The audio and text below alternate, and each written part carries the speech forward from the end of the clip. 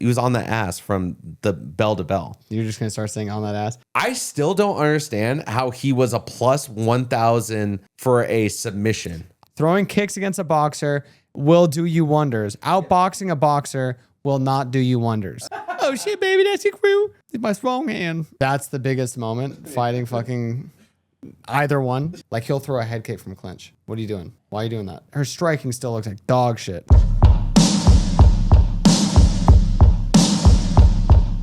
Welcome back to MMA Mathletes. My name's Sean. This is Joe. We're two casual MMA fans who happen to be degenerate gamblers. Come join us while we chase the perfect parlay each week. This week, we're breaking down UFC Fight Night, Arnold Allen versus Melquizael Costa. And stick around to the very end where we also break down the Gina Carano versus Ronda Rousey main card. And if you enjoy our content, make sure you're subscribed and hit that thumbs up button. Guys, we were so close to having glory this weekend. We only missed one on our perfect parlay for the entire thing. That would have won us $25K a piece. We are so sad. It was the Waldo fight. We hit a perfect parlay for the prelims, but we were just off on the Waldo fight. All he had to do was win money line, and we would have had glory. We would have hit the perfect parlay. You wouldn't have ever saw our ugly mugs again, but we continue chasing the perfect parlay. Thank you for watching another episode.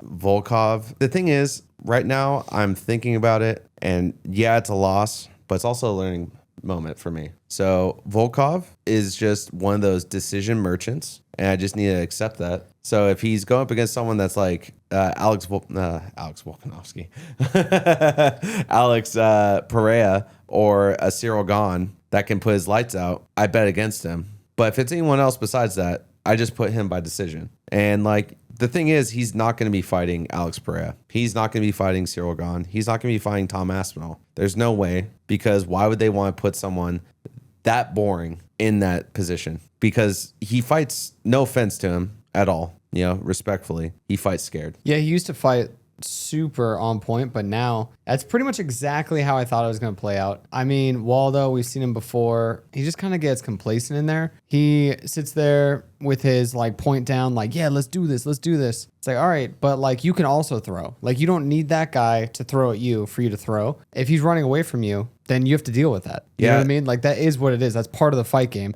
You can't just be like, oh, this guy's not throwing with me. It's like, I understand that not every dance partner is great. I understand that, but you still have a fight to win. What, you're going to just not, whenever someone just backs up, you're just not going to beat that guy? Yeah. You know what I mean? I knew that Volkov, he had too many tools. I just felt that he was going to out MMA Waldo, and that's what he did. He just sat there with his little leg kicks and just kept on his bike, just leg kicking, leg kicking, leg kicking. Honestly, I did have the first and third round close, but a little bit towards Waldo because he did the most damage. But I understand giving it to Alexander Volkov for 29-28. I do not see it 30-27 in any world.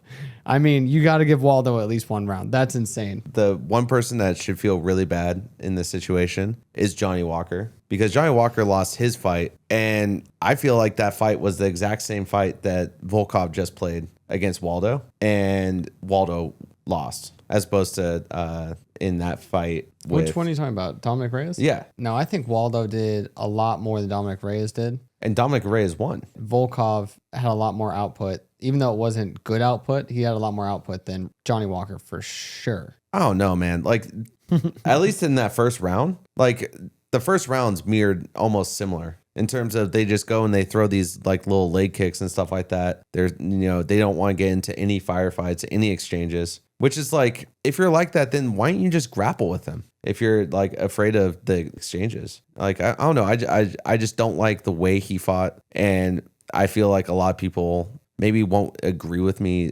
directly, but I think that they'll agree, you know what I mean, subconsciously. Like, I don't think you're going to see Volkov in a championship fight the way he's fighting. I don't think so either. Yeah. But the way Waldo was fighting, I just thought that he was going to come out. He only has boxing and wrestling against a guy who's, you know, like almost a whole foot taller than him.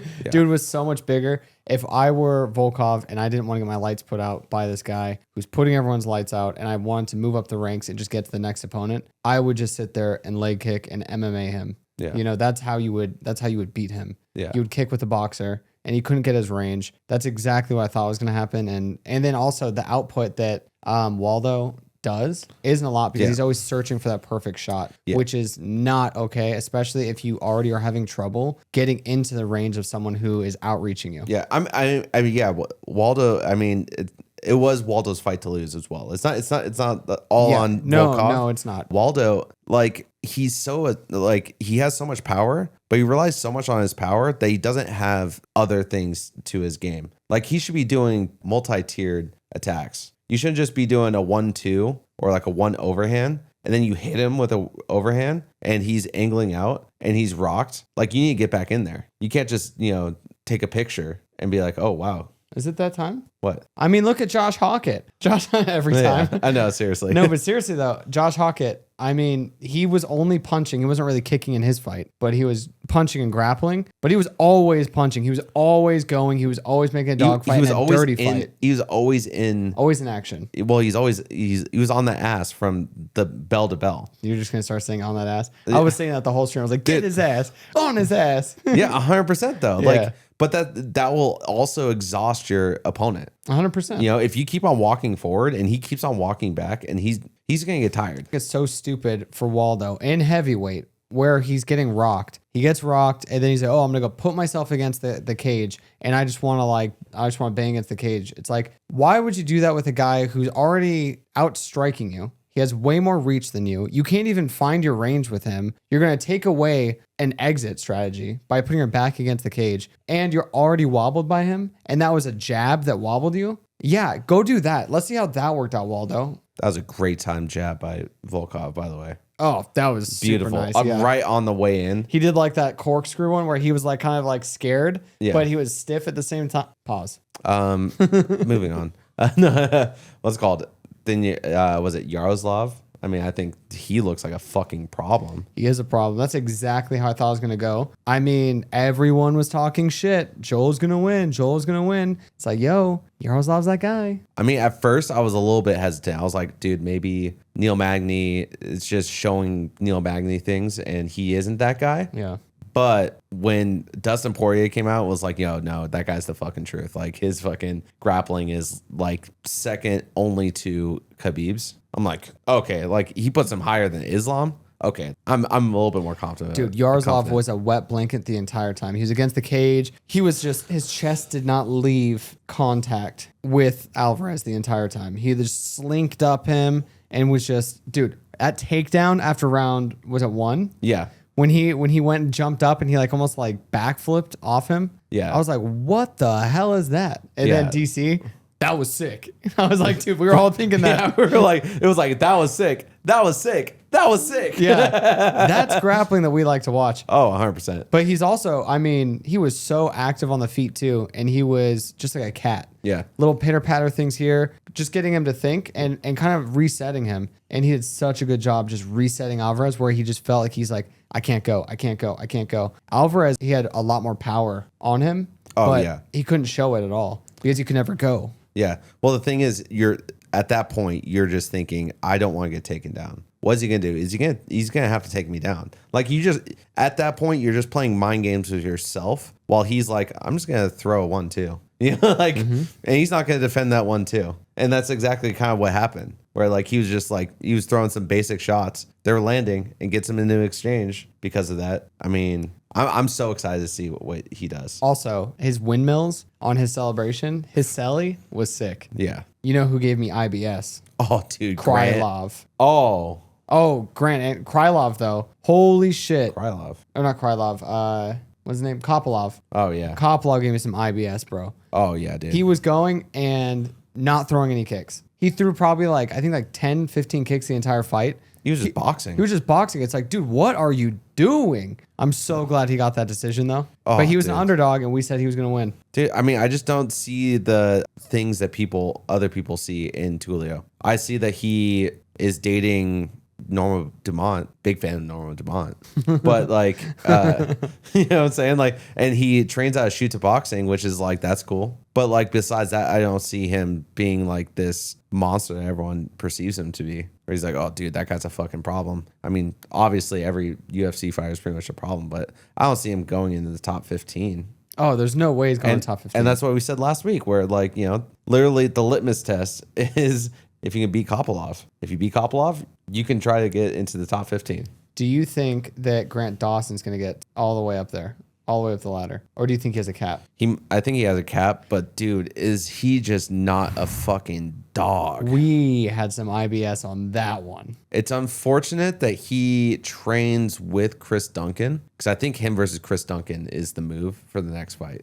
That would be crazy. That's a great fight for both of them to have. Yeah. But I just don't think that they're going to do, especially for Chris Duncan, back-to-back ATT fights. That would be crazy. That would be crazy. The other thing, bro, Jim fucking Miller. Dude, I still don't understand how he was a plus 1,000 for a submission. I was like, dude, he's going to submit him. He's going to submit him. Well, we were like, oh, dude, he definitely has the option, like the ability to submit him. And then we're like looking at our spicy parlays and we're like looking through the odds. And I was like, dude, do you know what the odds are on a submission by Jim Miller? And Joe's like trying to guess it. I'm like, higher. Yeah, I was like plus 200, plus 300. Best I could do is 301. You're like a pawn shop now? Yeah, exactly. Yeah. I was like plus 1,000. We would like both shit ourselves on the couch. Plus 1,000 for Jim fucking Miller? Everyone's like, oh, he's 41 years old. It's like, yeah, dude, that 41-year-old just dusted, homie. Oh, 100%. He looked good on the feet. He looked good in the submissions. Yeah, he looked spry. That's what you said it exactly on the podcast last week, where he looks like not 41, and Jared Gordon, he's looking 41. We had Josh Van. I don't know why Josh Van was underdog. Of all the people that called him out and all the people he was taking, first off, Taira's the easiest fight of Cop. He's the easiest fight of Pantoja. That's the easiest fight is Taturo Taira, because stylistically, that's who you're going to do. Grappler versus striker. His striking is better than Taturo Taira's. We saw that. Told you that Taturo Taira, when he was on embedded, was thinking, I'm going to strike with this guy. What did he do? He went out there, and when grappling wasn't working, I mean, he could have kept grappling, and then he could have won if he did that for 5 rounds. Instead, he goes out there, goes up, looks like we're striking. Why are you striking, brother? That's not what you're doing. You're gonna get put out. I mean, big ups to him. Very tough guy. Very fun fight. That was a fireworks fight. That was a great fight. That was a really great fight. But I knew that's how it was gonna play out, because he was gonna go in there and he was going to strike with him. I think that Josh Van also has a kind of like a little like superpower. It happens with certain fighters where like for some reason people go into the ring and then they like form their like game plan towards like almost beating him with his strength. Like he forces them to play his game. I don't know how he does it, but it's like he literally made him go into striking mode, even though Taturo was definitely beating him on the ground. Like he was getting him in very dangerous positions. Yeah, he wasn't submitting him, but you don't need to submit him to beat him on the ground. Oh, 100%. And Josh Van's butterfly guard, though, he was very good at getting impressive. the butterfly. Yeah. He was doing really good defensive grappling. But like, I think Josh Van, it just has that ability to just kind of like force people to somehow, like, it's almost like a Jedi mind trick to be like, yeah, just strike with me. Yeah, it's called ego. Yeah. That's just ego right there. Like, that's what he was saying. He was in the embedded. He was talking about how good his striking was. He's like, yeah, I'm on par with him, basically. Do you think they get enamored with it where they're just like, oh, I have to beat him at his own game or something? Like maybe. I just don't understand, because I feel like that's what happened with him and Brandon Royval as well. But Brandon Royval, that was a short notice fight. Brandon Royval already had a game plan. Yeah. So he already had a camp full of, I'm going to strike. And then Brandon Royval is a great striker. So he's like, what I'm going to do is I'm going to outstrike Josh Van. Why not? Yeah. And then you know what he probably thought? He probably thought, yeah, I mean, that's just a boxer. I can throw kicks. I could do all this stuff. And you know what he did? Doesn't throw kicks. That's he just true. goes out there and boxes. That's just what all MMA fighters do. They go, I know what I'm going to do. I'm going to box. I'm going to do dirty box. It's like, dude, you could also throw kicks. I promise you, throwing kicks against a boxer will do you wonders. Outboxing a boxer will not do you wonders. That's true. I mean, like Taturo Taira, he hit him with a leg kick, and it really damaged Josh Van's leg. And then he just never went back to the well. He literally, he went back until it hurt his leg, and he's like, oh man, I don't want to keep hurting his leg like that. Yeah, essentially. Yeah, it's kind of weird because like we've said it multiple times. I mean, you said it first, but then I keep on reiterating it. But it's like if it works in the cage at that time, keep going to it, because they're not learning on the job. They're not going to be like, oh, I know how to properly check a kick now. You know, now that I got that really hard shot right there, now I can check a kick. I mean, you could be, so like, let's say someone has you in like a rear naked choke, right? And you're on your back and you fall to like the wrong side and you're like trying to like do the escape and you're like, cool, try and do this. And then that's round one. In between rounds, you go to your corner. They could be like, hey, if they get you in that, remember you're falling to the wrong side. You have to go to the other side. Oh, that's right. That could, that could happen.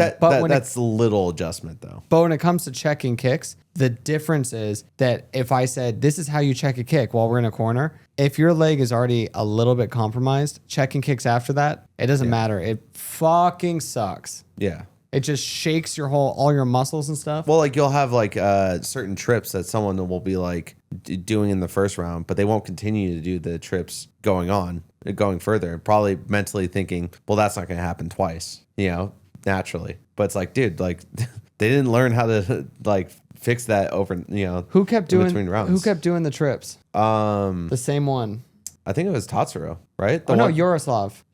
He kept doing the same takedowns. And I was like, dude, that's what you do. It worked the first time. Try a second time. Yeah. Oh, worked the second time just as well. Try it the third time. Oh, it just keeps working. This guy doesn't know it. Just keep going. Yeah, because like most likely he doesn't know the defense for it. Yeah. And he can't go get a seminar for it in between rounds. Yeah. So I don't know. It's just insane. Insane. But I mean, I have to give Josh Van his flowers though. I mean, I feel like that does legitimize his belt to an extent. I know that he's going to be running it back with Pantoja, and then that would, you know, further eliminate that. I loved that part where he said, yeah, and then if Pantoja wants to run it back, we could do that. Pantoja's like, run it back? Dude, we didn't even fight. Yeah, we didn't even run it the first time. What are you talking about, dude? It should have been a no contest. Yeah. We're only 15 seconds into the fight. Yeah. If it was second round, different. Yeah, then obviously we have the main event. Sean Strickland out here shocking the fucking world. Yep. I mean, honestly, he shocked me. I did not expect it. Here's the thing about Sean Strickland. I think he hurt his shoulder, his right shoulder, somewhere in the beginning of the fight. Maybe it was already a little hurt like before the fight because he wasn't throwing that right hand like pretty much at all. He just stuck with that jab.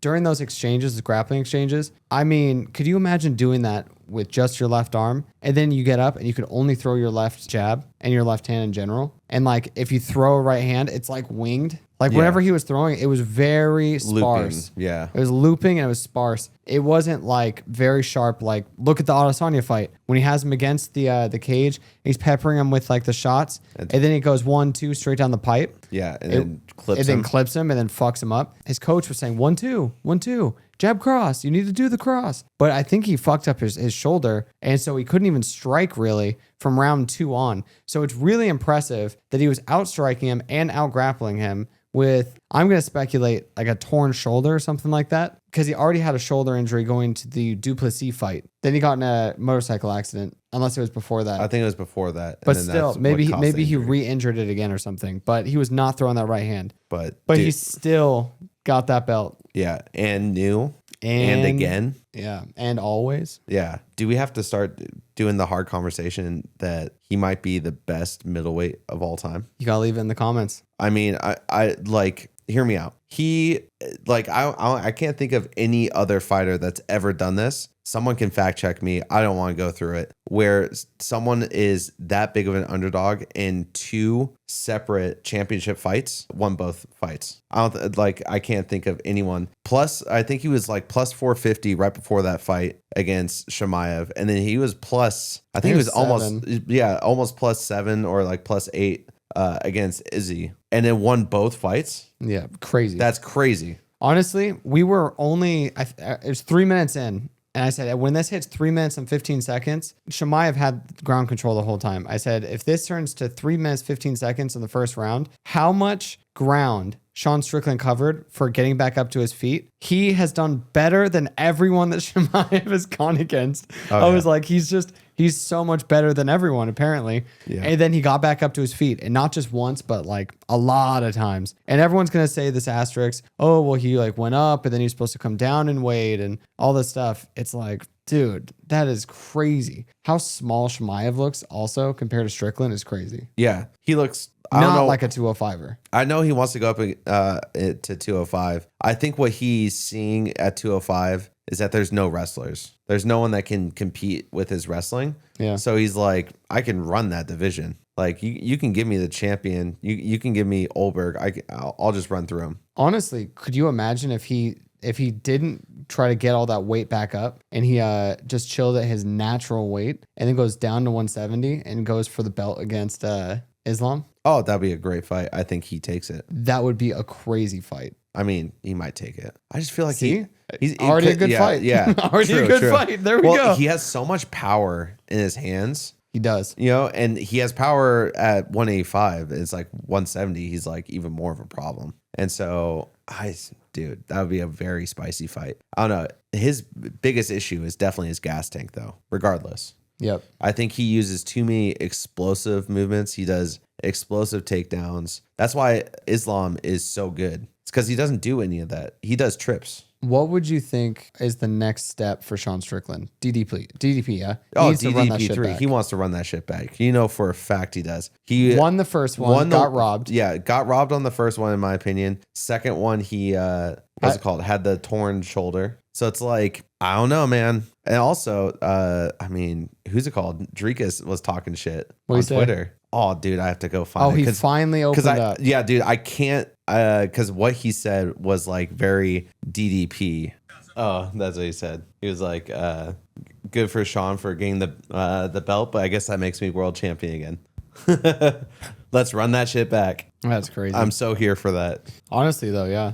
I mean, like, I don't know who, he kind of cleared the division already. You know, he already beat Brendan Allen. He already beat Imavov. Like, he like knocked him out. And like, it's like, he's like doing the shit in spectacular fashion. Yeah, like he's melting these people. Yeah. So, I mean, do we call him the middleweight GOAT?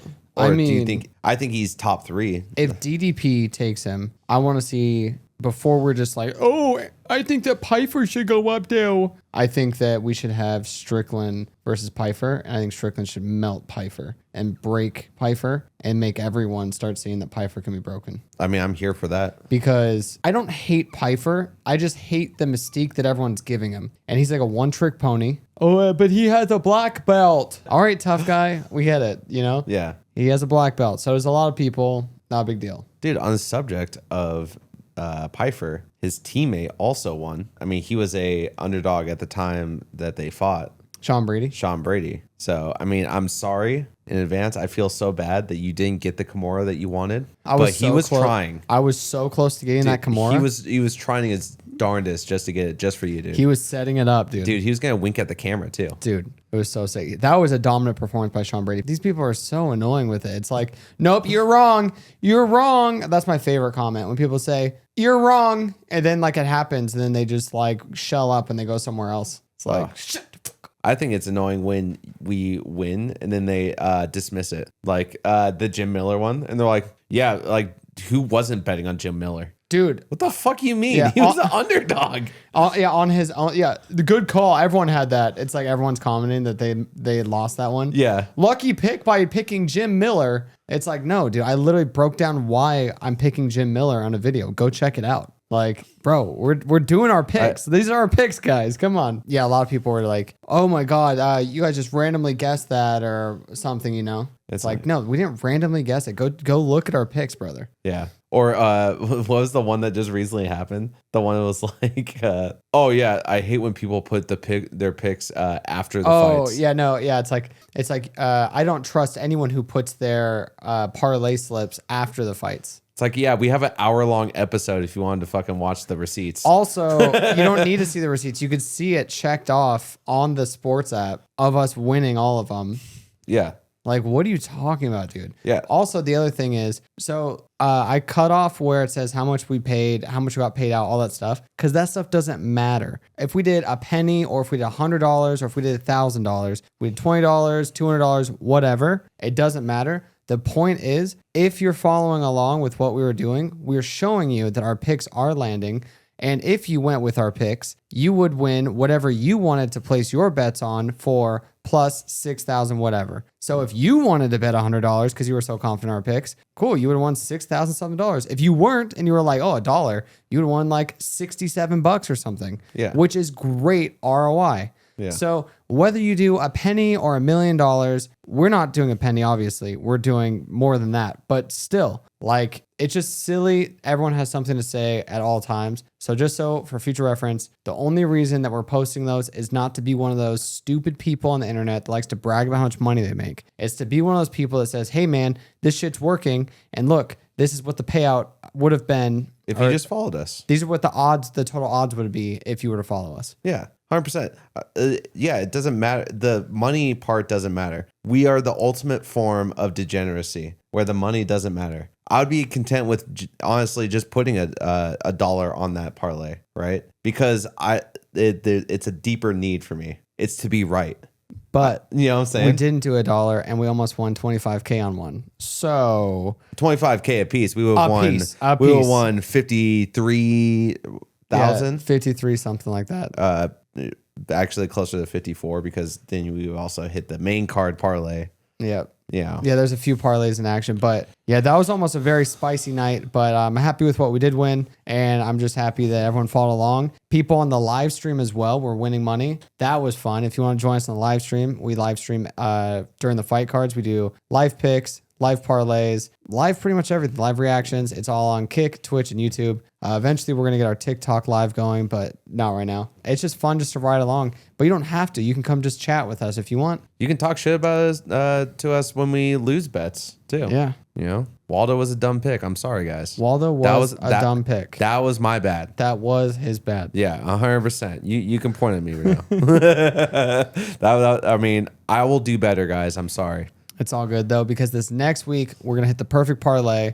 And then, guys, it's going to get spicy from there. Well, it's kind of cool because it feels like almost like, you know, like when billionaires are like, oh, yeah, I can easily make $1 billion again. Because they've already done it. Yeah, because they've already done it. I feel like that. Like I felt very sad last night that we didn't hit and we missed it and it was my fault. But then I slept on it and I was thinking about it this morning. I was like, dude, we were that close. We can get there again. We can get this. It is doable. We can get the white whale. Yeah. But even if not, then we win like whatever we win. Like winning any money every week is always fun. We have some fights that got announced this week, which is so exciting because one of my favorite fighters is fighting another one of my favorite fighters. Fiziev is fighting Manuel Torres. That is going to be a spicy fight. And I hate picking it. It's like picking your favorite children. Oh, 100%. But it's also like there's so many implications in this fight. Like, is Fiziev all there still? Is he still that dog? I think he's still that dog, and he just got caught by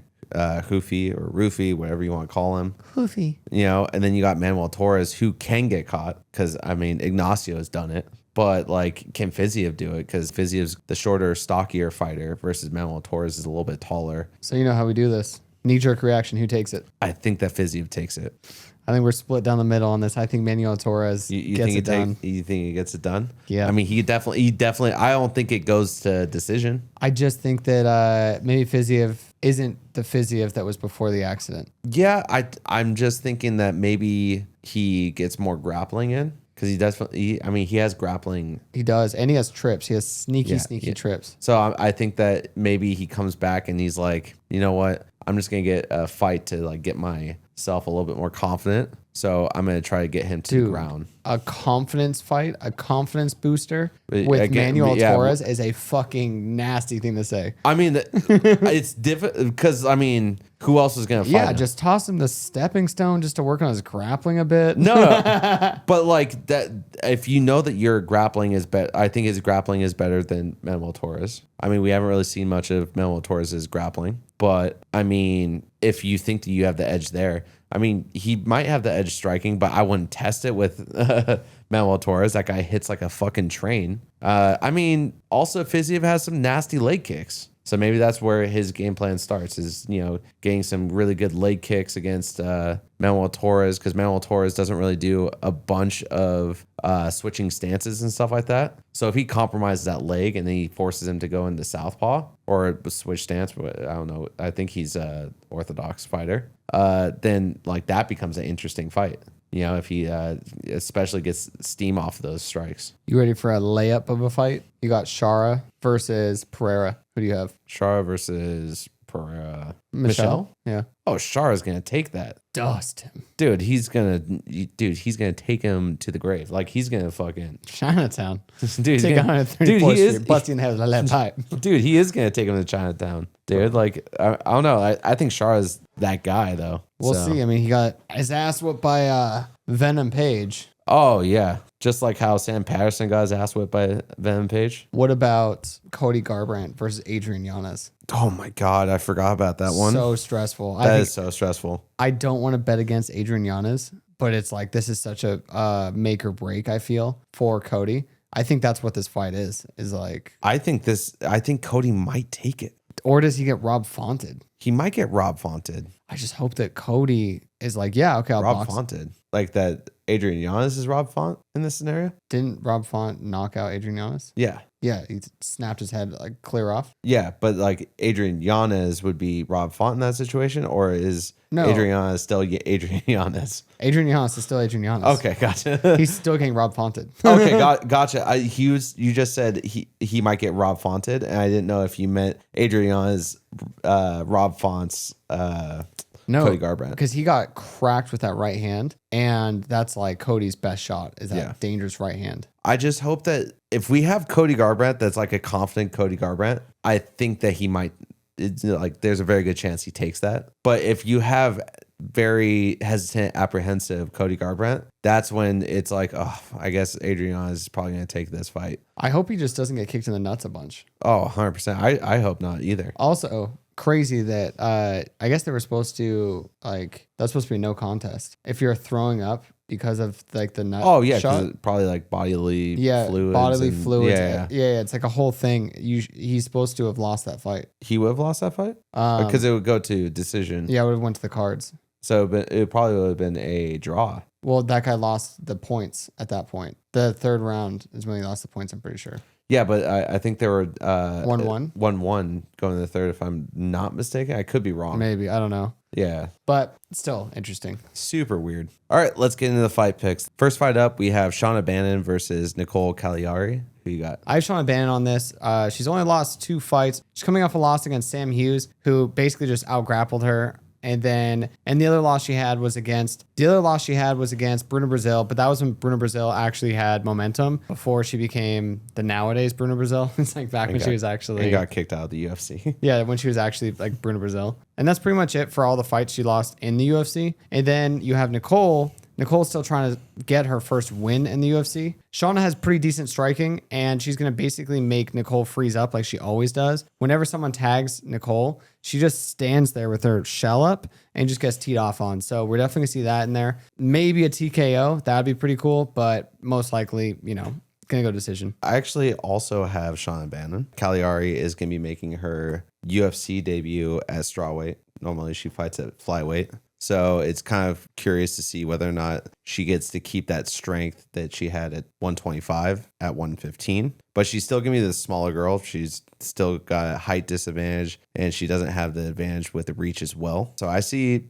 Shauna just being able to pick her shots from the outside. Shauna also has decent ground game. Caliari has decent ground game. I don't know if she'll be able to really get into full clinching exchanges like that, but maybe. I think this is going to be kind of a wishy-washy first fight. I think it goes to decision. Next fight up, we have Daniel Barez versus Luis Gurule. Who do you have? I have Daniel Barez money line on this. It's kind of an interesting fight because they both are not really doing too hot in the UFC so far in their career, but they're also going up against high-level people. Like, for example, Luis he just recently went up against Alden Correa. He went up against Ode Osborne. He also went up against Jesus Aguilar, which, I mean, if you don't have like a foot on Jesus Aguilar, he's an absolute demon. But then you also have Daniel Barez that fought Rafael Filo in his debut. And then he also fought Andre Lima, who's undefeated. And so, like, this is a pretty interesting matchup on whether or not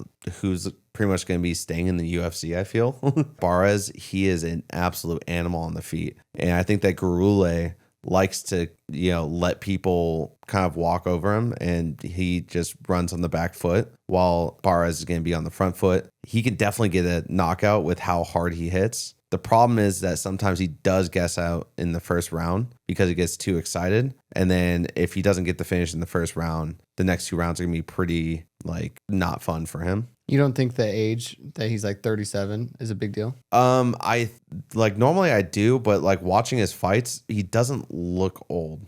He still has that speed. He still has the power. He still has good ring control. I don't know. I just feel like he is still in it. He doesn't look like an old man in there. I also have Daniel Barez. Daniel does a great job working the leg kicks to open up his hands, and his hands have a lot of power. We saw it in the Filo fight. He was dusting him until Filo just submitted him. He all the way up until the submission, he was winning that fight. He was destroying him. He was about to knock him out a few times. I think he has incredible power. He does a good job setting up his power shots. The only chance that Luis has is if Daniel gets gassed out, and he actually has a really good game plan for gassing him out. He's just going to try to grind him out with some really boring grappling. And that's the only way I can see Luis winning this is by decision. I just don't think that he's going to be able to do it. I don't think he's going to get that game plan off. I have Daniel for this one as well. Next fight up is Alice Ardelean versus Polyana Viana. Who you got? I have Alice on this. This is going to be an interesting fight. So Polyana is pretty all right in the UFC. I mean, she's a UFC fighter. She made it so she could fight,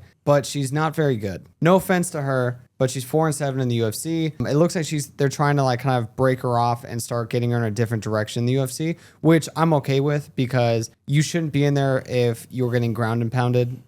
That's not good. You should be doing your interviews or whatever else you want to do in the UFC. UFC is a great company. Just go work for the UFC. There's no shame in that. I just don't think that she belongs in fighting. 4-7. She's getting just kind of dusted by everyone. This one kind of feels like who really wants it? Alice wants it more than Polyana does. And Polyana's probably going to get ground and pounded in this or submitted or, Polyana has been finished in her last 3 fights as well. I mean, she got arm triangled, she got ground and pounded, and now she's coming off that rear naked choke loss. I just don't see her taking this at all. I also have Ardelean. What, you're not a fan of Polyana? Oh, big fan of Polyana, but not a big fan of Polyana. She has good striking. So, I think her best path of victory is trying to keep Alice at arm's length and just make sure that she's at the end of her punches, make sure she creates distance, and make sure that she keeps it on the feet. I think Ardelean's ground game is pretty good.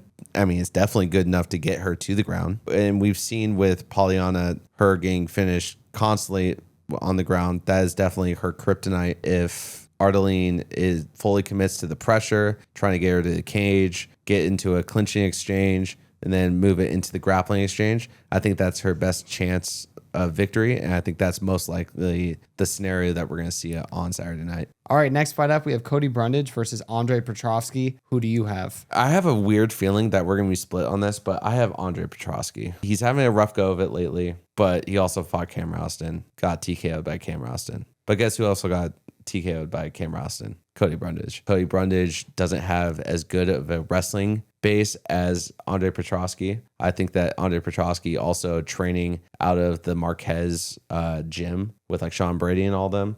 I think that with all their wins that are happening is going to give him a little bit of a confidence boost as well. Being I need to just trust the process. I'll be able to get this done. Cody Brundage, I think he fights way too often, especially for the amount of damage that he takes. This is his 3rd fight this year, which is just absolutely crazy. Kudos to him. He's a fucking dog. But I think that might be just too much damage worn on him. And it's exhausting. He's a big lad. Having to do that weight cut 3 times before we even get to June is hella tough. I don't know. I feel like this is a great fight for Andre Petroski to really get his momentum back, especially after that TKO loss. Yeah, I was definitely going back and forth on this one. I have Cody Brundage. Cody Brundage, on paper, he's on a pretty fat skid. We can all agree on that. Mm-hmm. But, Cam Ralston, he had a full fight camp and he lost. Look what Cam Ralston's doing to everyone. That's kind of how it goes. But then you have Eric McConaughey, took that on 5 days' notice. Then you have Dante He took on 2 weeks notice. This is going to be an actual full fight camp for Brundage. First time we're going to see him with a full fight camp since Cam Rouston. I just think that we're going to see him actually trying to grapple defensively to get out of all situations, get striking off. And I just think that we're going to see a really rejuvenated Brundage, especially because he's so young. He's 31 years old. He's been doing all these favors for the UFC, taking short notice fights. I think he really wants to get back in the win column. I think he's able to. We're going to see the dog that night, because if he doesn't get this done, I don't think he's going to stay in the UFC because he has too many losses too fast. 31 years old, though, against how old is Petroski? I think he's like 34 or something like that, 35. Yeah, so Petroski's, I mean, he can definitely get clipped. We saw it. Cam Rouston clipped him real good, but we've seen him get clipped in general by other people. I think this is a crossroads moment for both of them as well, though, to be fair. I mean, Andre Petroski, he's lost 2 of his last 3 fights as well. So, I mean, he's on a little bit of a skid. But I think that the Cam Rouston knockout for both of them is kind of like a nil, looking at how good Cam Rouston is turning out to be. I mean, obviously he didn't put out Bresky or whatever his name was, his last fight. But everyone else he's been TKOing. He almost TKO'd him. You know, he definitely clipped him a couple times. And I think he just has that touch. But Cody Brundage definitely has the explosiveness, especially if he drags it into a striking match. And Petroski just kind of maybe feels the ego to like just stand and bang. That is definitely a method of victory for Cody Brundage. But I mean, honestly, I see this definitely going over. I see it most likely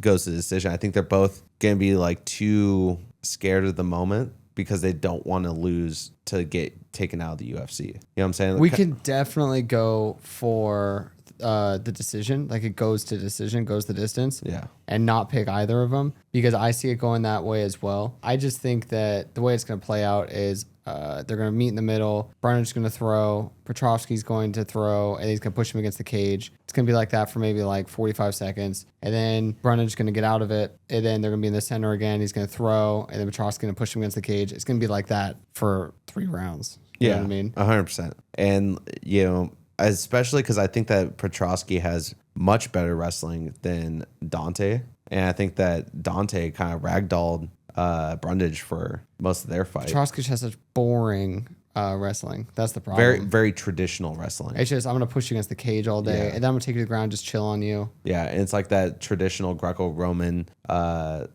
like kind of positions. Yeah. Yeah. All right. Next fight up is Ketlen Vieira versus Jacqueline Cavalcanti. Who you got? I have Jacqueline on this. She's really good at getting to decisions and winning. Ketlen is also really good at getting to decisions and winning. Both are pretty much decision merchants. Jacqueline is a fun decision merchant where she's actually putting the pace on people and she's striking. She's just not putting anyone out right now. Could she put someone out? I mean, yeah, have you seen the footage of her kneeing that dude in the face at Syndicate and then knocking him out? We're not going to name any names. She's going to take this all the way to decision. I think Ketlen fights off her back foot way too much, and it's just such a good dancing partner to show the stuff of Jacqueline. Also, Ketlen has not been the dog that she was when she was younger in the UFC in like 7 fights, 6 fights, something like that. When she first got in the UFC, she was willing to get in those like really big dog fights. Now I feel like it's 2 hard shots, chilling out. 2 hard shots, chilling out. I think that Jacqueline's going to put the pressure and the pace on her, and she's going to get this decision.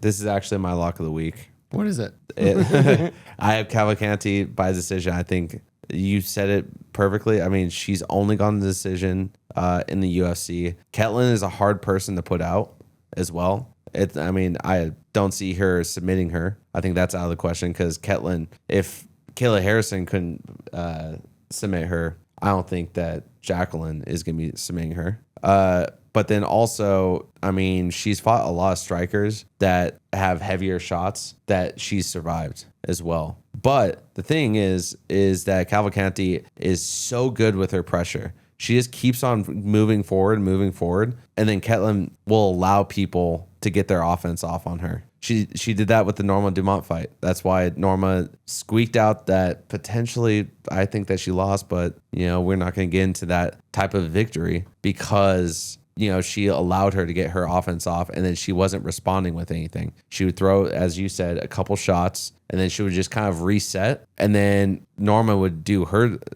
offense and then continue her offense. And then she's just reacting defensively to these shots as opposed to trying to actually just be in a firefight together. So I think that's most likely what's going to happen, where she's just going to keep her on the fence the entire time with her back on there. And then she's just going to be striking at range. And we'll just see this go to decision and she gets it done. Next fight up we have is Tuco Tokkos versus Ivan Ersland. Who you got? I have Tukos on this. I mean, who has he lost to? Navajo Sterling, but Navajo Sterling's kind of doing that to everyone right now. I'm going to butcher this name, so everyone just go ahead and put your comments in now. Mingyang Zhang, he's supposed to lose against that guy. That guy is that guy right now. He has a lot of really good victories under his belt. I think he's good. You think he's good? He is good. I agree. So him losing to him and having those two losses, no big deal. Ivan is 0-3 in the UFC currently, still chasing his first victory. I mean, I think it's just going to be another loss. I think it's going to go probably to decision. I don't think there's going to be a finish. I also have Tukos on this one.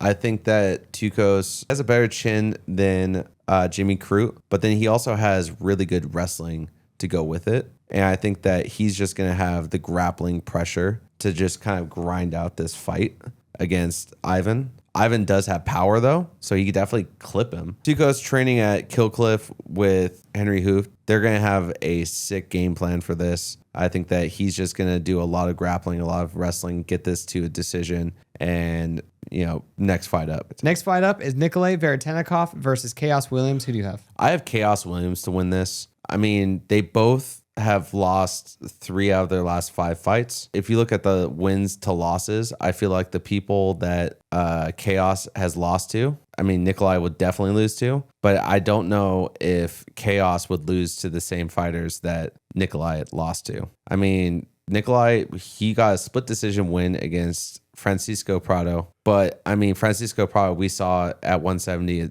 a couple weeks ago. He looks very undersized at 170. Like, let's just be honest. That split decision is like, whatever. His other win is against Nico Price, where he knocked him out standing. But it's like, that's Nico Price. I mean, if you're not knocking him out or submitting him, then you're just not much of a UFC fighter at that point, He was like, I got one more fight and then I'm out, So he didn't even get a retirement thing. He didn't even get a retirement party. He didn't get shit on that. They were like, okay, cool, awesome. You retired. And we've been waiting for this moment our entire lives. Khaos, look at like who he's lost to. Split decision against Randy Brown. I mean, Randy Brown's a dog. And for a fact, neither one of them were in real clinching exchanges. That was going to be a kickboxing match because that's how Khaos fights. He fights striking, and then Randy Brown is a striker as well. So I just see Khaos creating chaos in the cage, and I think he gets it done. He might be able to put out Nikolay.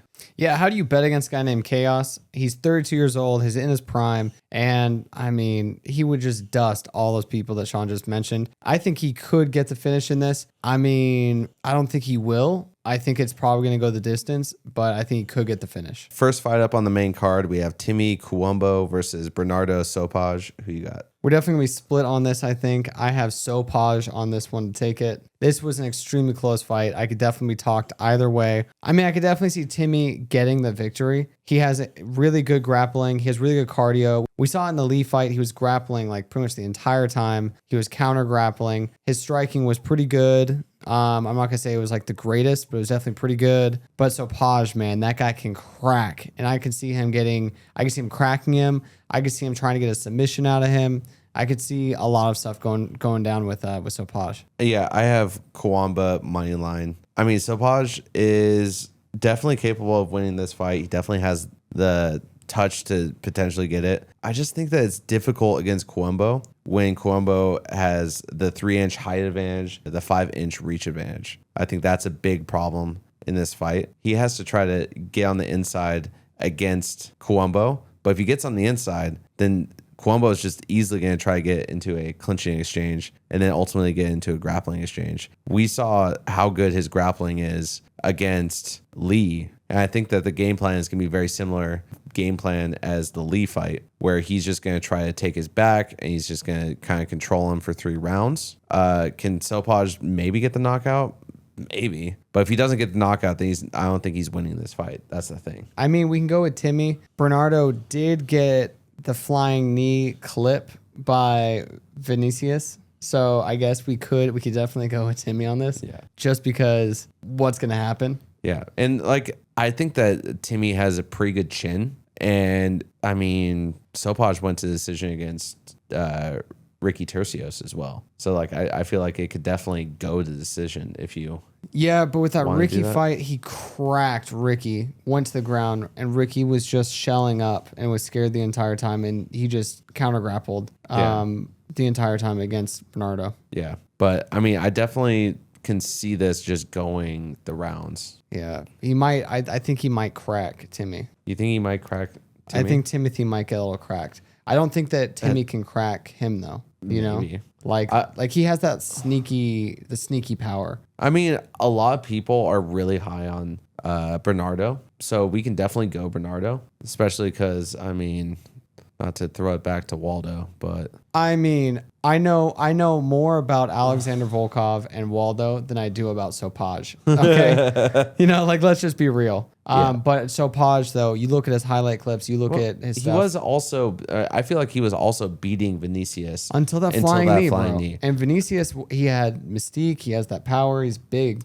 Well, he also, I mean, that was just the shot you didn't see coming. That was a fucking full sent that Hail fucking Mary. knee. Yeah, he knew he was losing that fight, and then he threw that, and then it landed. It just so happened to land. Like, good on him. Sick. That was a great shot. Great clip. Yeah, and everyone gets caught.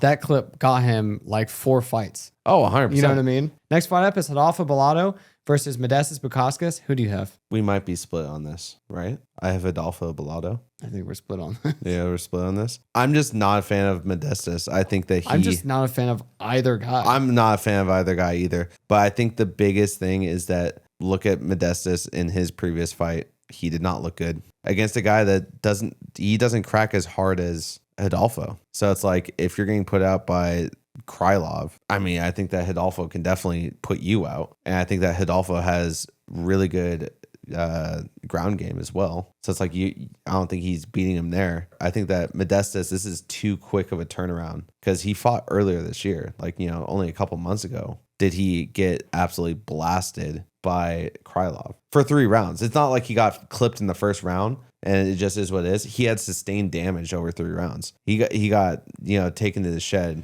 for that entire time. He looked not good. Like, I can't express how bad he looked in that fight compared to Krylov. He made Krylov look like a top 5 fighter in the light heavyweight division. So I don't know. I see that Rodolfo is a underdog. I don't know why, but I mean, you can convince me otherwise. I mean, I could try. I have Bukauskas. I think that he has fought higher tier fighters, higher level fighters. Bellato is, I mean, I don't know why in the world he's in Florida when this man is the luckiest man in the world. The lucky shots that this guy lands, especially like that Luke fight, that was such a he was getting dusted until he wasn't. He just like threw a shot and then it landed. I was like, okay, like what the hell? It's like when you're playing like UFC, the game, and then you forget that you're out of stamina, and then someone hits you with a jab that you're just dusting, and then you get put to sleep. You don't even get flash knockdown. You get just put to sleep. It's like, what the fuck was that? That's literally how Bellato is. So I understand if we go with Bellato, because there's a chance that he has a touch. He has the horseshoe up his ass, and he could definitely get it done. But I think that Bukauskas is supposed to win this. He's supposed to win this fight. He's supposed to do it, and that's why I have him, because he's the better fighter that should be winning the fight. What makes him the better fighter? Because he fights higher tier people. He fights higher tier people. Yeah. Okay. I mean, like, what do you think happens in this fight then? I mean, do you think he outstrikes him? No, I think that Bellato's going to get outstruck until he just clips him, like he always does. He gets hit a fuck ton. He does. Bellato gets hit a lot, and Bukauskas, I mean, he could put people out. He's also been put out 5 times though, so he can get clipped. That's the problem. He can definitely get lucky shotted and get put to sleep. And that's what makes it scary. But that's my thing though, is like, and he's coming back from that was a pretty bad knockout they took. That 1-2 was really fucking nasty by Krylov. And again, that was in the 3rd round. That was the end of the 3rd round. And he was taking a bunch of damage. He was getting mopped for the first, you know, the other rounds. So it's like, I just don't know if he's fully recovered. Bellato has no gas tank. Bellato throws low volume. Bellato only throws counter shots in weird times that just happen to catch people sometimes. And sometimes he just gets dusted. So he's such a coin toss fighter. Because if you place money on him, you lose. And if you place money against him, you lose. It's like, let's just skip this fight. You know what I mean? That's true. So I just think that he's not good on the feet. I think that he gets winded really bad. Hold on. Do you think it goes over a round and a half? I know. I mean, it's difficult because it's like I just don't know what to make of it. Because I think that Bellato like has that fucking touch. Jimmy Crute and him went to a majority draw. Okay. First of all, thank you so much for doing that because this is how that fight happened. Okay. So Jimmy Crute gets absolutely pole smoked in the first round. Bellato clips him. He's so gone. Somehow gets brought back into the fight, right? I think he essentially gets 10-8'd in the first round, right? Absolutely deleted. Then Jimmy somehow comes back in the second round, starts grappling with him, right? And in the third round, he starts grappling with him some more. And then Bellato wins 10-8 the first round. And then Jimmy Crute gets the 10-9 in the next two rounds. I had it for it to go over 2.5 rounds for my Strickland versus Drikas 2 fight card that I won. I put like $20 on just the main card because I was super irritated that my parlay didn't hit. Right? So I was like, oh, you know what? I'll just put 5 up, 5 down, see what happens on $20, and I hit it for 620. So thank you for somehow not letting him get put out in the first round. You know what though? We can go with Bellato because Bellato went to majority draw, but Homeboy got put out by Jimmy Crute. But that was back in 2020. Yeah, that's true. But it's like, I don't know. I just don't think that I'm like. I just think Bukauskas is gonna take this, and then we're gonna be like, I mean, he beat Paul Craig, KO'd him. Okay, but Paul Craig also is knockoutable, and that was his last fight, I think. So he might not even have been fully in that, like, engaged in that fight. Cubalaba like is a 50-50 fighter. He's a do not fight. He's either gonna put out, like he's probably gonna get put out by Navajo Sterling, right? Tyson Pedro, dude, he's a fucking coin flip fighter as well. Zach Pauga. These are all hard strikers, which is what I'm trying to say. Oh, that's true. He's beating these hard hitting people. That's true. I think they also hit hard. He put out all of them? No, unanimous for those. Split for Cubalaba. Paul Craig KO'd. Wait, so he went to the decision against Zach Pauga? Yeah, unanimous. Because I think that Zach Pauga he has a pretty weak chin for that division. So if he's gonna win, it's probably gonna be by decision, I feel. Maybe. I mean, he out of his last 5 fights, he's lost 1, KO'd 1, split 1, KO'd 1, and then arm triangle. Yeah, I don't know. The problem is that also you look at the Paul Craig fight against Rodolfo Bellato. Rodolfo Bellato is about to beat him, and then he gets fucking upkicked in the face illegally, and then that was a no contest fight. So it's like maybe he was going to beat him. Maybe he was going to beat him. You know what happened last time? Someone thought they were going to beat him in the grappling. I don't think he was going to grapple. I think he was just going to... Remember the ground and pound and then he threw up the triangle? Oh, yeah. I know that. Can definitely happen. I just don't think that was going to happen. Yeah, no one thought that was going to happen last time. Because he was flailing. I mean, that's why he got upkicked, is because he was just flailing because he didn't want to get ground and pounded. Correct. Yes, that's exactly right, Sean. Yeah. But when he gets past his legs, then what happens? He was going to freak out because that's what he was freaking out at that point. So once he gets past his guard, he was going to be freaking out while he was getting ground and pounded. So when he's getting ground and pounded previously and he was freaking out and then threw up the triangle. He was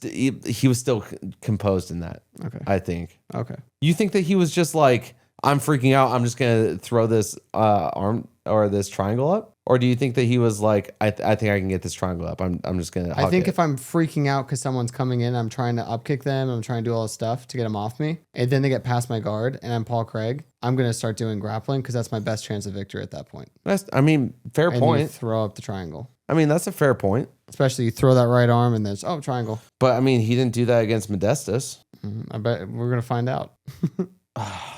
This is stupid. Okay. We should probably go with Modestas. No, we can go Bellato because he's probably going to get some. I'm telling you, that's what I was telling you. Is he's probably going to get a lucky shot. He's going to clip him and then it's going to be that. I don't think Modestas is that good, or I don't think Bukauskas. I don't think Bellato is that good. I don't think Belato's good. I don't think that Modestas is that good. 100%. It's like one of those weird, like they have these weird, like these circle jerk fights. No, these weird, like it's like these rings of fighters that they just have everyone fight each other. Yeah, Bukauskas is ranked 17. Bellato is 22. Yeah, that's a very close fight in general. Who has the reach advantage? Bellato by like half an inch. Okay. Or like an inch and a half. And they're like pretty much the same height, right? Same height. Bukauskas is 32. Rodolfo is 30. Like this is like literally just this. What a fucking lame fight. They just didn't want people to hit this fucking parlay on this fight on this card. It's Bukauskas 19-7, and then Rodolfo 13-3. I don't know. I feel like Rodolfo's gonna take it. Okay. Yeah, we can go Rodolfo. And if it's the one that doesn't hit, I'm sorry. I'll be like, it makes sense that it didn't hit. It's not supposed to hit. Like Modestas is a better fighter. Like technically striking, he's better. Like in every aspect, he's tighter. He's a better fighter than Bellato. Bellato gets lucky with shots though. That just is what it is. His grappling is very good. I understand his grappling is very good, but his striking, where he spends majority of his time in the octagon, is not nearly as good as the people that he beats. He just throws something and he must hit like a truck because he just flails and gets something, puncher's chance, puts people out. What does Tapology say? What's the percentage on it? Bukauskas 79%, Bellato 21%. That's crazy. All right, we'll go with Modestas.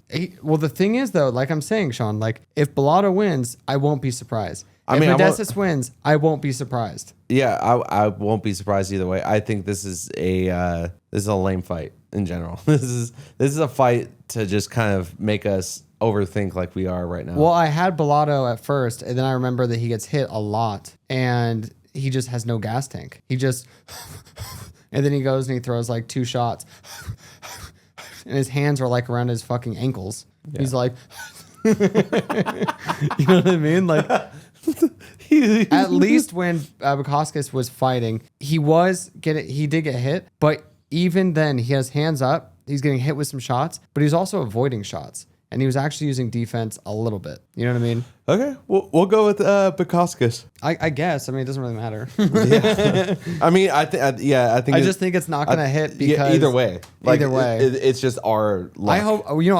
I hope that it just doesn't happen and it's just avoided. Dude, I hope it's an eye poke and it's a no contest. Honestly, or like a nut shot. Yeah.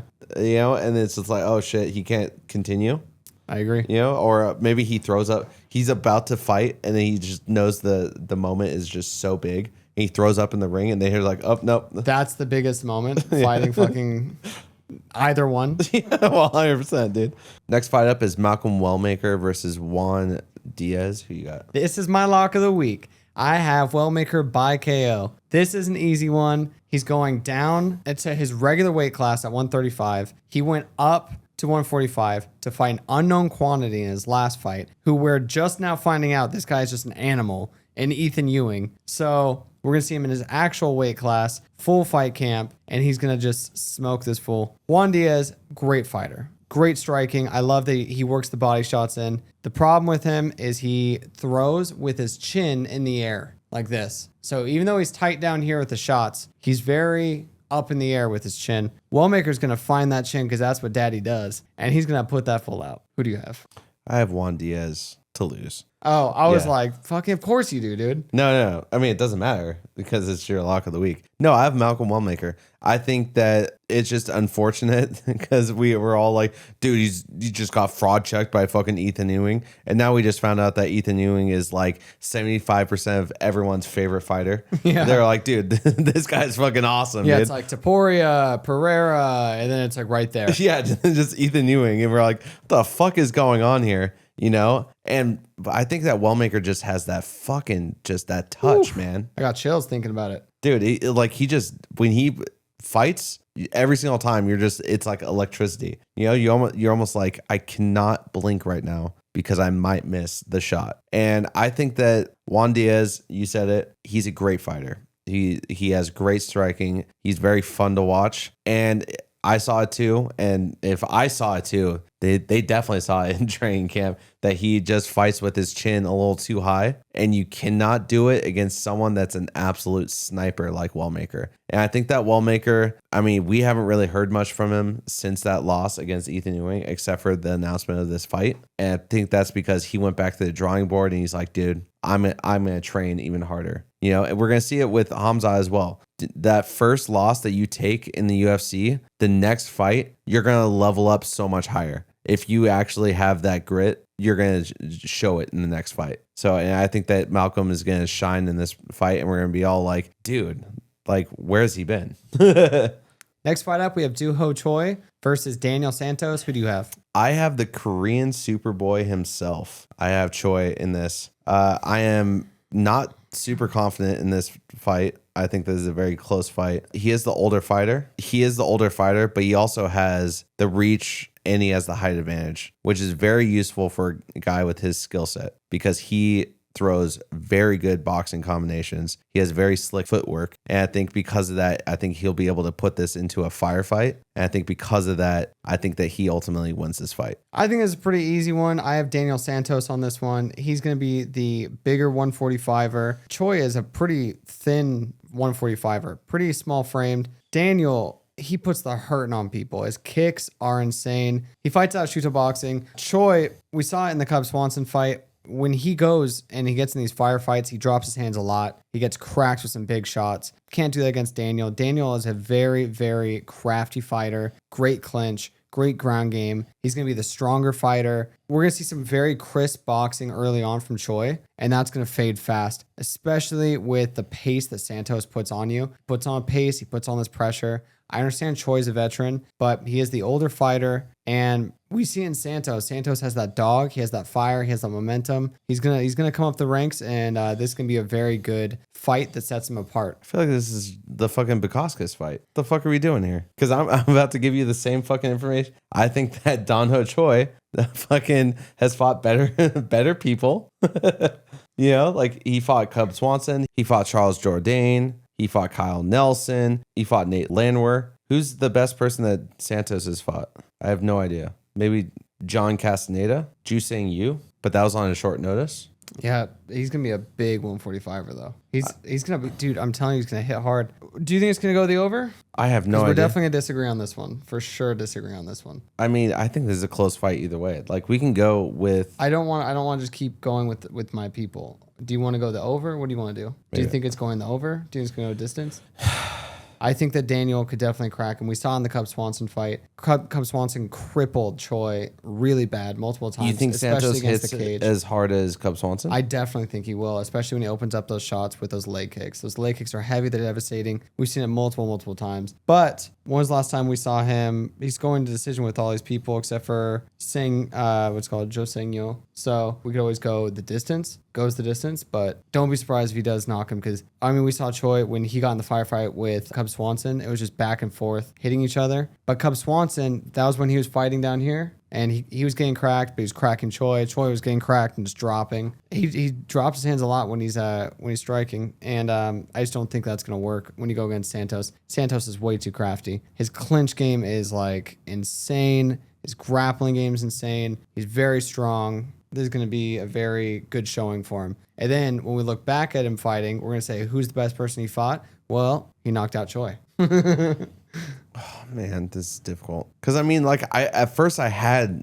Daniel Santos. But I'm thinking that, like, who's Daniel Santos fought? Like, that was my issue. It's like, you can look good against people that, like, we don't know. Like, again, Jusing Yu, I don't know who that is. Knocked out John Castaneda with a knee. Sure.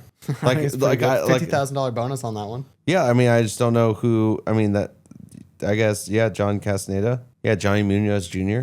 I mean, did he knock out Johnny Munoz Sr.? We don't know. Like, yeah, sure. But yeah, he throws a lot of pressure, a lot of pace, but he also fights the way that they do in Shuto boxing and like that, like fight nerdsy, like decision-y way. So it's gonna be a lot of heavy low kicks, a lot of avoiding the punches and then going in really quick, a lot of the in and out fighting style, a lot of clinching, especially because he's going to press that pace, Choi is, because he's going to say, all right, cool, we're going to get in a firefight. That's what we're doing. And he's just going to grab him and he's going to going to clinch him. He does weird clinch shit too. Like he'll throw a head kick from clinch. What are you doing? Why are you doing that? Like he literally had one where he was like, he was here and then he swiveled him around, grabbed the collar tie on the other side, pushed him away with his frame and then head kicked him against the cage and then went back in the clinch. Crazy. Weird clinch shit. But I mean, he was supposed to fight Saeed Nurmagomedov. He was supposed to fight Davy Grant. So, I mean, like, if they think that he has that level, I don't think Doo Ho Choi is at that level. And, I mean, Tapology has him, is predicting him to win as well. Who? Santos. Oh. It's a slight favorite. But, I mean, you're making good points because, I mean, I guess we don't know what Doo Ho Choi is going to look like as well. I think that he's going to come out sharp, but... I think he's going to come out sharp too. But if he's going to come, just pressure forward and just be thinking that he can weather the storm against Daniel that's what Santos, he thinks. I think he's going to think he's going to get into that firefight. Like, I'm a veteran. Who are you? Yeah. And it's going to be a bad night. So, like, I mean, we can definitely go Santos because of that. Like, if I can definitely see that happening. And that's why I originally was thinking, but then I did my overthinking self. Yeah, when you watch, I think that he hits really hard. And Cub, big boxer, he hits very hard. Very fun fighter. But I just think that he's going to hit so hard in the legs and he's going to open up those hands. And Doo Ho Choi, you said that he does have a slight frame. And, like, that means that he also has small legs. Oh, yeah, dude, those leg kicks are going to fucking suck. Yeah, so... The thighs on Santos, damn, bro. Yeah. Pause. Next fight up is the main event. We have Arnold Allen versus Melquizael Costa. Who you got? I have Costa on this. I think Arnold Allen is going... dude, if you disagree with me on this, I swear. I have... You're going to have to wait. I have Costa on this one. I mean, he has momentum on his side. He's knocking out people that have never been knocked out. You got Dan Ige, first person to knock him out. You have Morgan Charrier, first person to knock him out. And he did both in spectacular fashion. And we're joking about that mystique's going to happen, and it's happening. Is he going to knock out Arnold? I mean, we'll have to see, but there's a good chance that if he does, I think that him versus Silva will be the next fight. I have Arnold Allen to lose. Motherfucker, dude, I was pissed. I was like, we are not doing this right now. No, I mean, you said all the points correctly. I think that Melquizael Costa, he is on such a tear. I mean, like, look at how crazy this is. Arnold Allen has fought 4 fights. He's fought Max Holloway, Movsvar, he's fought Giga Chikadze, and then he also fought Jean Silva. Okay, in that time, Melquizael, he lost his debut to Thiago Moises, and then from there, has not lost since. And he's fought 9 other times. So he has 10 fights of experience and just, being in the ring and just being familiar with it versus Arnold Allen just being in there 4 times. I mean, albeit with dogs. I'm not saying, like the strength of schedule much higher, but I feel like Melquizael, he just, the more fights that he takes, the more confidence he gets. And like, he's just at an all-time high right now. I can definitely see him getting a stoppage in this fight. Dude, the first one knocked him out. We've seen Arnold get hit really hard before. We've seen him get a little dazed. We've seen him get a little bit, but nothing to the point where you're like, this is gonna end in a finish. Dude, I'm just saying, a head kick knockout. And the problem is that we can't say like, oh, well, like, that's such a long shot, because guess what else was a long shot? Dan Ige getting finished by him. But Dan Ige is okay. Well, what about Morgan Charrier? Yeah, never gotten finished. So eventually it's like, of course he was going to knock him out. I mean, it's one of those things. It's never happened until it's happened. Sean Strickland was never going to beat. Of course he was supposed to win, Sean.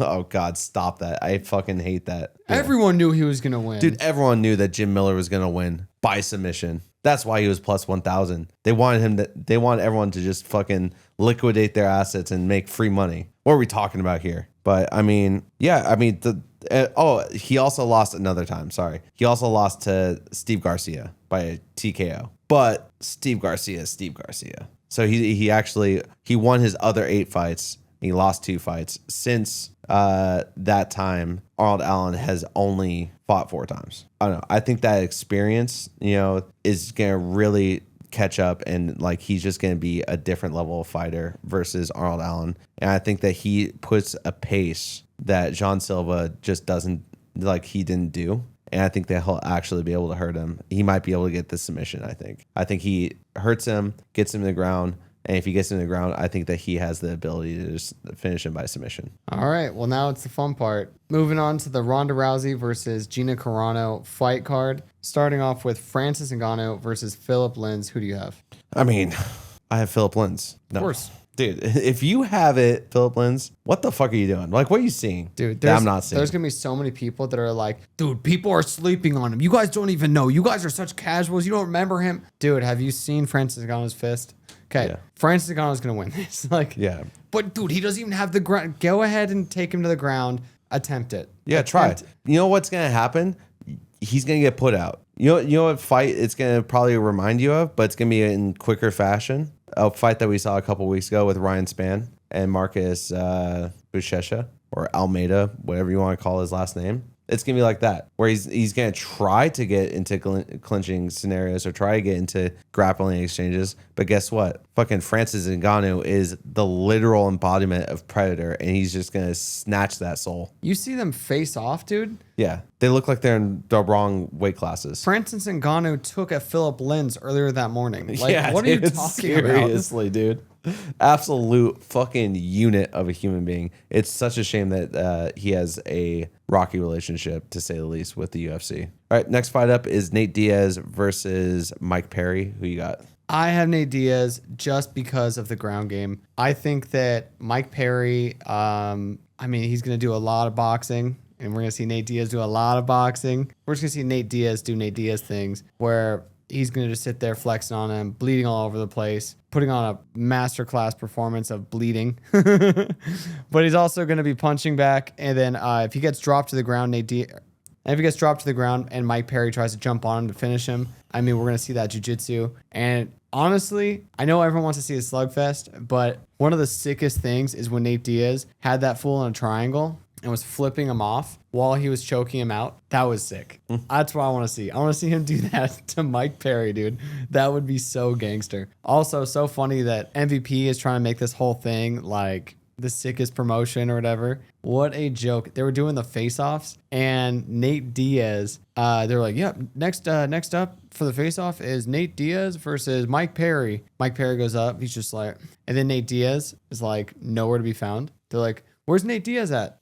Oh, he had to go to the bathroom. Like, what are you talking about, dude? Like, control your people. And then Mike Perry's like standing around, kind of like flexing and just kind of like looking around, trying to look like tough. And then Nate Diaz comes out, and then he just faced off with him. Like, nothing happened. Like, he wasn't just taking a shit real quick and then coming back. Like, he couldn't have faced off and then left. I don't know. I just thought the whole thing was funny. But I have Nate Diaz to win. Yeah, I think this is going to be a pure chaos fight. I have Nate Diaz to win. I think that Nate has the better pressure and cardio, but Mike Perry does have the power. Nate Diaz's chin is granite, right? But he's getting older, so we don't know necessarily. Maybe Mike Perry does unlock that chin. I don't see it happening though. He's been knocked out before though. Nate? Mm-hmm. When? A long time ago. Let's see. This is the first I'm hearing of it, brother. Yeah, he got knocked out by Josh Thompson back in the day. Whoever the fuck that is. Or Josh Thomas back in the day. Josh Thomas? Yeah, round 2. He had him against the cage. In UFC? Interesting. Yeah. Huh. I didn't know if it was a different promotion. No, I was like thinking about it. I was like, yeah. Oh, gotcha. I'm so tired. I thought I answered you. Was it at 155? Fucking so annoying. Yeah, I was at 155. Okay.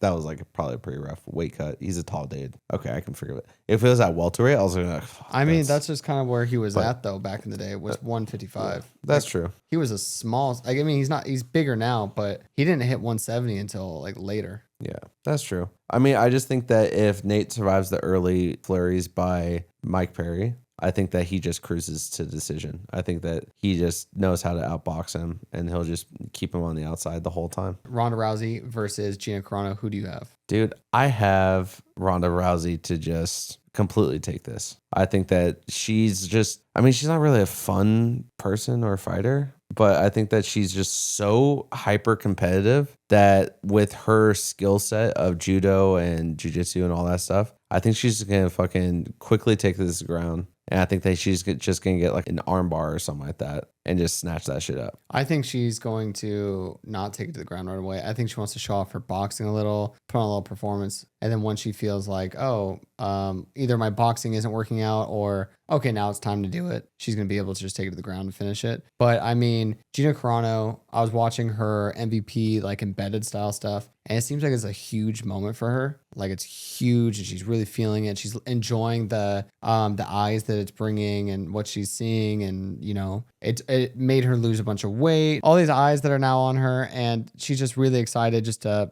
be in this moment. She's getting that nostalgia feeling of back when she used to fight. I don't think she's going to have the dog in her that she previously had. She's probably going to go in there, do okay, but she's going to get dusted. She's just going to do all right. Her striking, all right. You know, when she throws strikes, she stands there and waits. One thing that you see if you look at Ronda Rousey, when she's shadowboxing and she throws and she stays like actively defensive. Whoa. Can you show what she actually looks like shadowboxing? Yeah. Okay. So when she throws.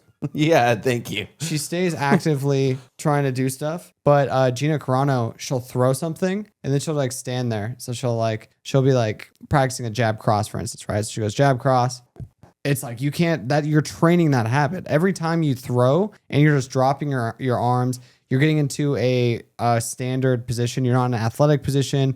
You're not in like a maneuverable position. You're not in a good position in general. You're training yourself to be out of position at that moment or to reset after those things. You can't just sit there and reset. And ironically enough, Ronda's striking is looking a little bit better, a little bit more well pieced together. I would say her striking still looks like dog shit, but